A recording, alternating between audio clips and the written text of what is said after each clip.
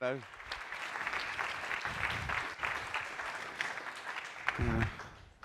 Oh, hello.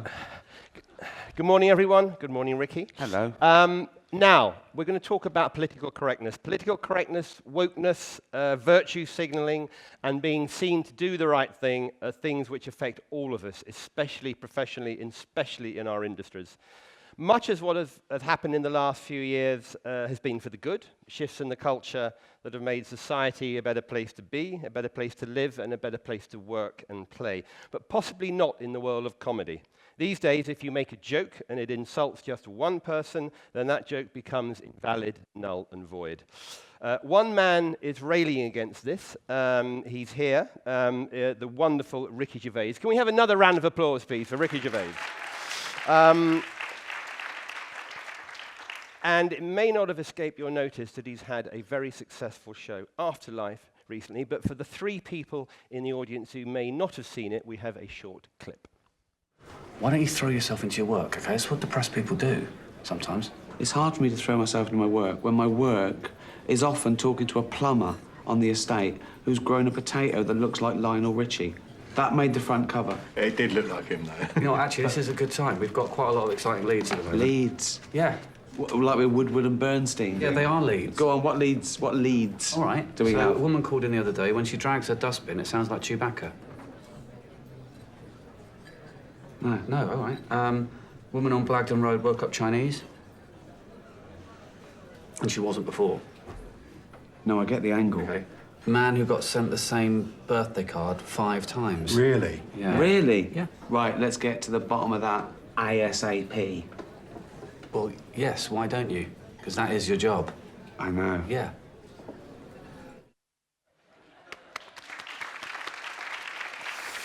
Now, at the risk of embarrassing you, can I take the opportunity on behalf of the entire GQ staff, even the ones who don't have a sense of humour, and thank you for that. It's a great show, but I gather even you've been overwhelmed by the response. Yeah, I've never had a response like it. And I don't just mean the size of the response, because that's a reflection of how big Netflix are at the moment, 150 million subscribers. It's the intensity of the response that I've never had. People tweeting and writing to me, my agent, like long letters, and people coming up to me on the street. I never realised how many people were grieving about something. And you don't, because you usually go around telling strangers. But everyone has lost someone recently, and I think that's the thing that people. I think it was the emotional connection that surprised me, and that I'm very proud of, because that stays with you more than a joke, or And I've always snuck in pathos and a bit of drama. But I suppose this is the most overtly dramatic piece. It's just real. That's what it is. That's how I describe it. I don't care whether people say it's a comedy or a drama or a comedy drama or a serial or whatever. It's based in reality. So when you deal with something like grieving or depression, if you do it realistically, it resonates more. You've touched, well, more than one raw nerve, but you've sort of you've given people an opportunity, because I think that particularly at the moment, and it feels like a generational thing, people want to talk, they want to, and if they are grieving, they actually want a response, and something like this has sort of empowered them in a way, I think. I think so. I think it's better nowadays than it ever was. I mean, when I was a kid, no one, particularly, working class men, they weren't in touch with their feelings. They got drunk, So looking back, I think of how many people were depressed that they didn't understand it or didn't want to admit it, and that. So it's a lot better now that you can. Say, I've got depression, or, but yeah, I think people are still worried about it, and I touched upon it there that some people will accuse them of sort of wallowing in it.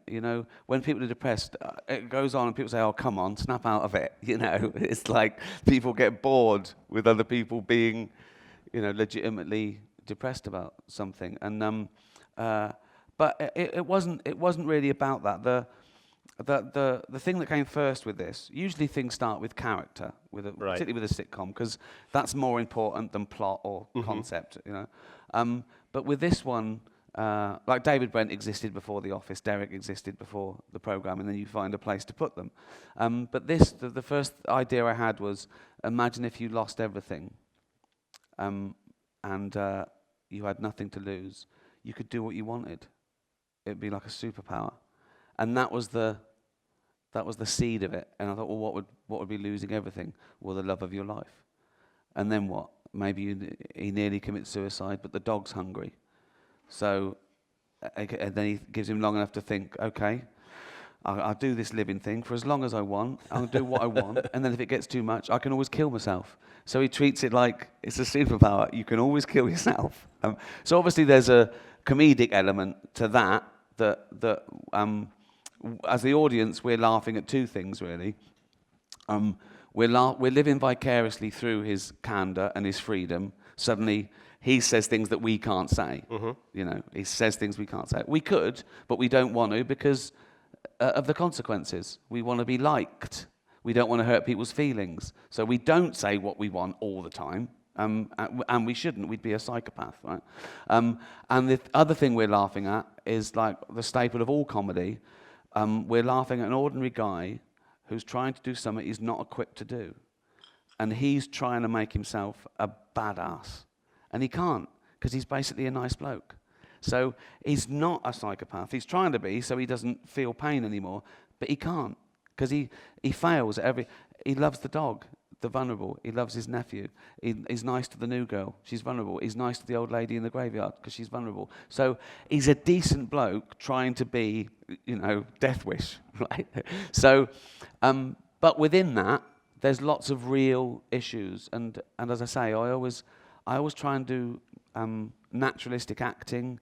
There's no surreal thing. I lose things that spoil the mood or get in the way of the... Well... I do it with stand-up as well. Like, if I do a one-liner that's like a sucker punch. I had a one-liner that I put in here, actually. It was, my friend committed suicide recently. He went upstairs and swallowed everything in the bathroom cabinet. Choked on a tampon, right? So it's a good... But then I thought, no, that's not me.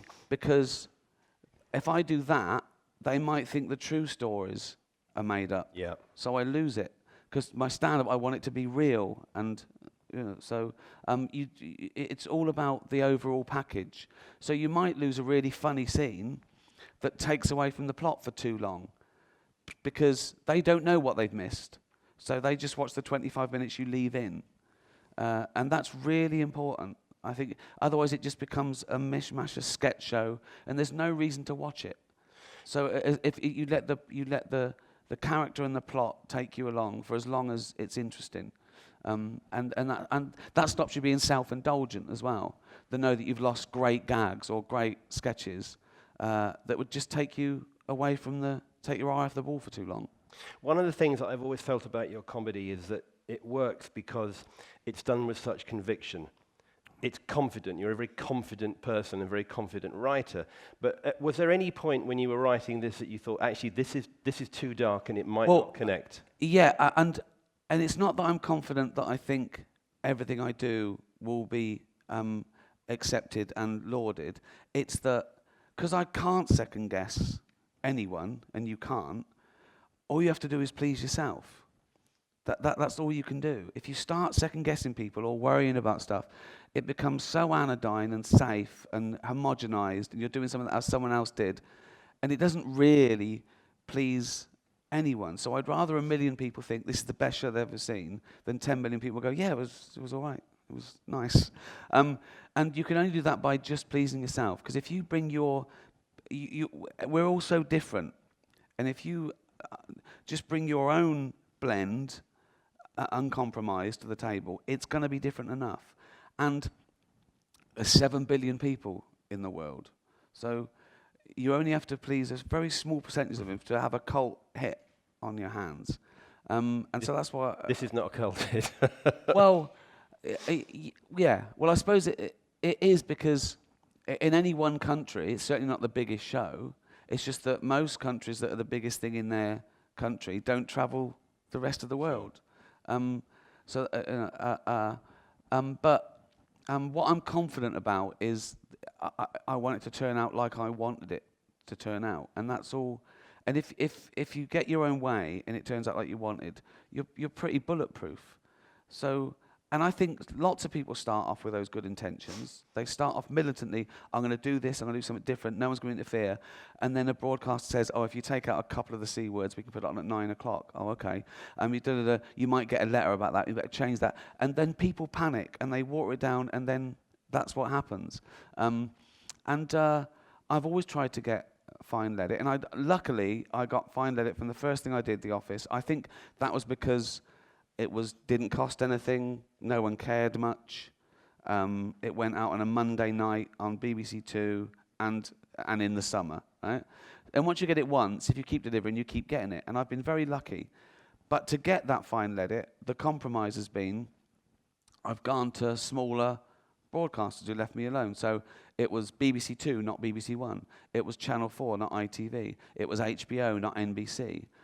But then Netflix come along and they go, well, we leave you alone, and we're bigger than anyone, and we've got deep pockets. That was He smiled. That was the third. He definitely smiled. That was third on the list. Yeah.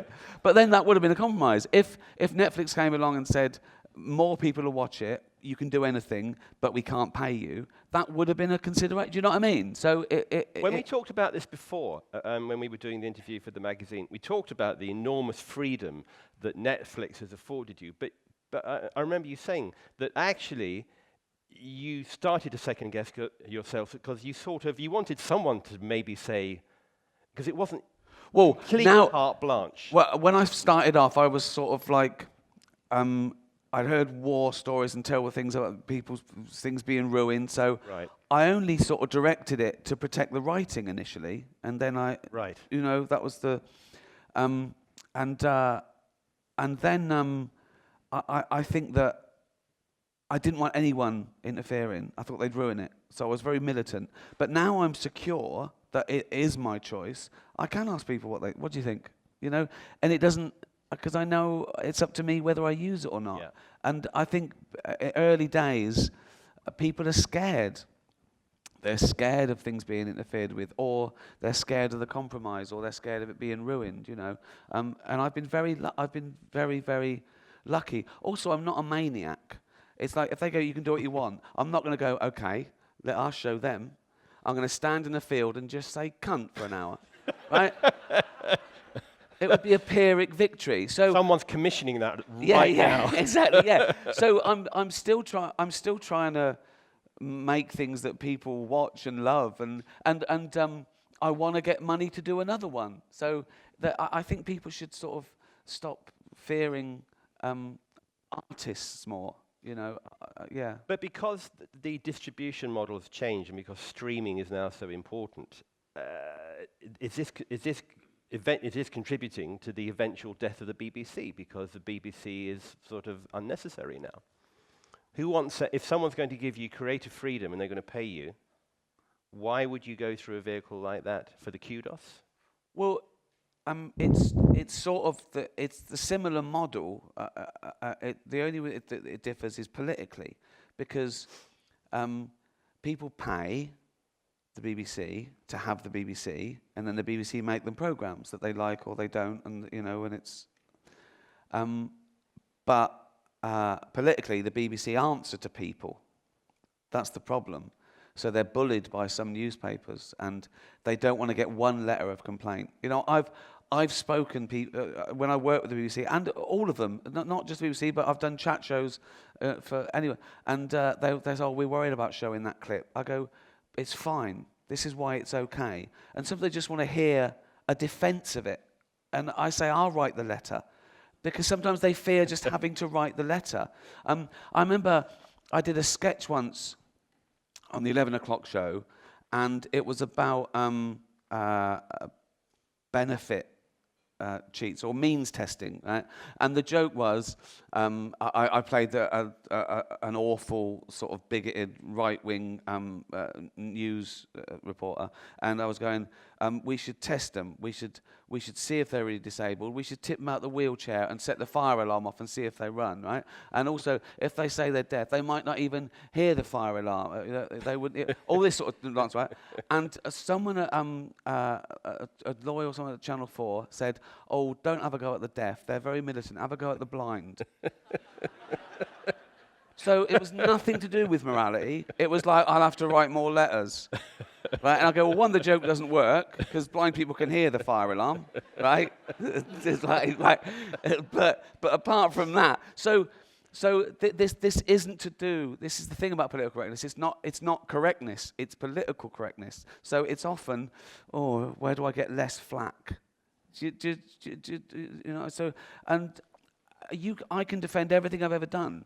You know, I'm not one of these people that say, comedy is your conscience taking a day off. I can defend every joke I've ever said, because offence usually comes when they mean it.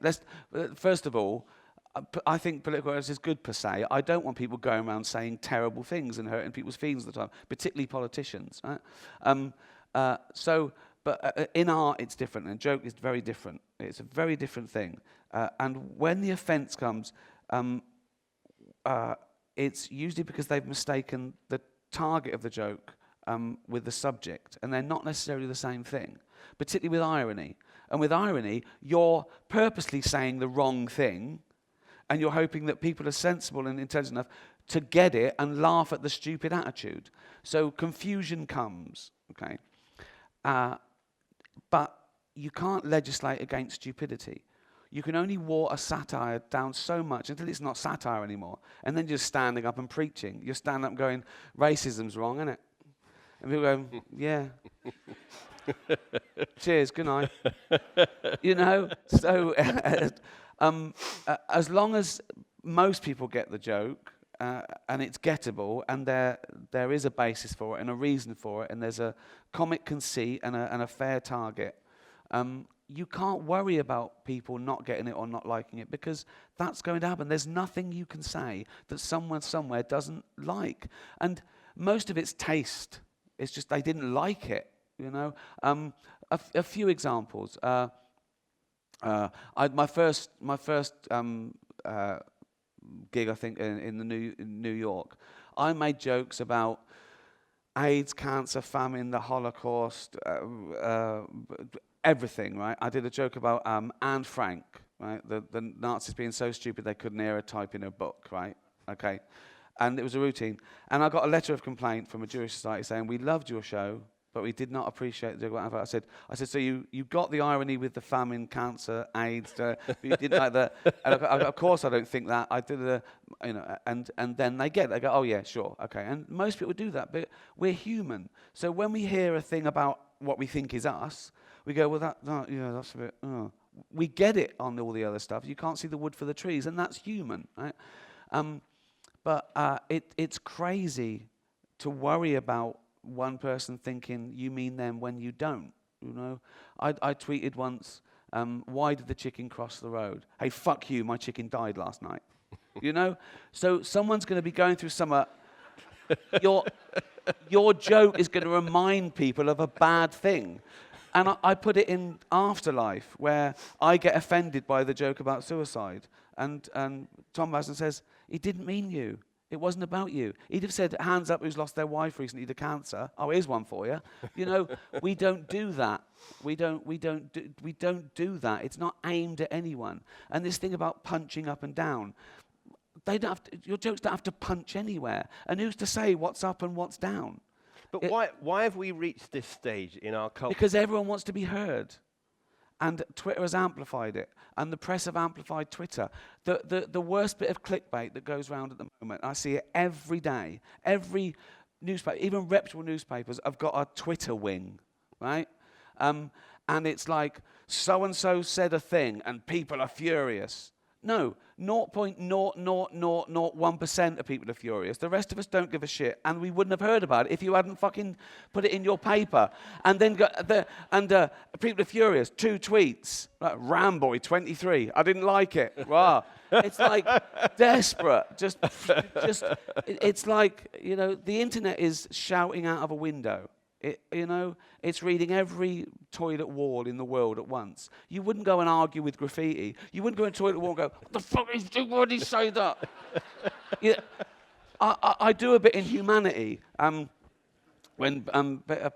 say I'm not tweeting, I'm just tweeting. But people have to choose to be following me. I don't even know that. I've got 13 million followers. So someone can be following me, choose to read my tweet, and then take it personally. That's like going into the town square and seeing a big notice board, and you see guitar lessons, and you go, but I don't fucking want guitar lessons. It's just walk away.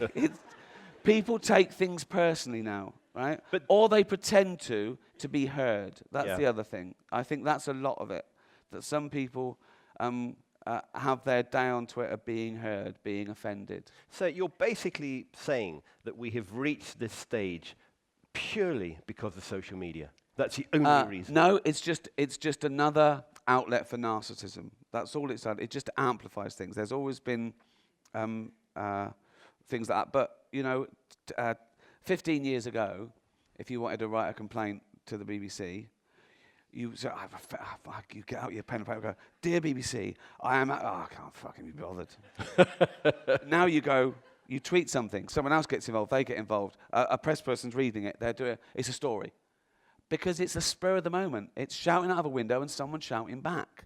Whereas we didn't have that before. So it's about amplification. It's all about amplification. And there's also an equivalence, there's quite a democracy on Twitter, whereas you could have a genius, you could have Richard Dawkins tweet something, and underneath it is some bloke in a bin tweeting summer in the same font, and it gives it an equivalence. Do you know what I mean? You've read them both. You've read them both, and you go, well, and that can, amplify. And I think you have to treat it like that. You have to treat it like you've walked past some graffiti, and it's for you to get offended. No one's ever hurt my feelings on Twitter. It would be like, right, imagine you walking down Savile Row, right? Yeah. Where I know you hang out. And there's a man in a bin covered in his own shit, and he shouts wanker. Imagine you getting into an argument with him. It's happened. Yeah.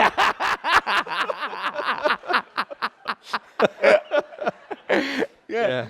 But then on Twitter, suddenly you're in a discussion with this guy on Twitter. So you've given him all this credence, So you've got to treat it like that. And it's terrible with some trolls really do target people, vulnerable people, and it's awful. But if you turn your phone off, it's not there anymore. And I think we have to treat these people like that they should be treated. They are in a bin. Well, you're a very responsible comedian, and you articulate your concerns and your anger about this particular issue very, very well. But how has the current state of comedy affected comedy itself? How has it affected new comics? Has it made it more restrictive? Is it more reductive? Is it easier? I don't know. I think what usually happens is it muddies the water. So I'll give you a big example. So I tweeted once, I'm your typical liberal, lefty, snowflake, champagne socialist, anti-racist, anti-sexist, anti-homophobic sort of guy. But if I tweet about freedom of speech, I'm suddenly alt-right. And that's true, because the alt-right have taken that on board for their own aims, and the left they're worried about it because of the adoption of it, and they start trying watering down freedom because this safe space thing that it's a nonsense to believe that some people deserve never to be offended their whole life. You know, it's great. And even in universities, there's people that I mean, we're better to hear different ideas and argue. The great thing about freedom of speech, if an arsehole is being an arsehole, you've got the right to call him an arsehole. It's great. And it goes on. It's a good system. It really is a good system. And I think you don't close down free speech because it's offensive. You argue with it. You have more free speech, and you expose the people. And you know, and I think that's the only way to do it. You shouldn't pave the jungle. You should make people bulletproof towards it, and give them It's about education and confidence, and it's just crazy. And there are loads of caveats to free speech that we all agree with. You shouldn't incite violence. There shouldn't be. People shouldn't libel you. Shouldn't slander you. Food additives. Watershed. These are all good. But what isn't good is you shouldn't say anything that someone will be upset about. That's too vague. It's too vague, and then you get tit for tat. People saying, well, if I can't do that, then you can't do this. And it goes back and forth, and it's all about people wanting to be heard.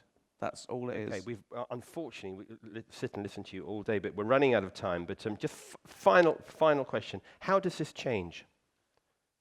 Because we can't have this conversation in 3 years' time. Well, I think you started by saying that I sort of rally against it. I don't actually. I ignore it. Right. I just do my thing, and I can either answer to it or explain why it's okay. But there's only so much you can do. But you do your thing, and it's got to be evolution by natural selection. I'm going to carry on talking about the things I do, saying the things I do, and I'll either survive or I don't. And so be it. A man who talks in perfect paragraphs. Can we have a huge round of applause for Ricky Gervais? Thank you. Brilliant. Thank you. Cheers. Thank you so much. Thank you.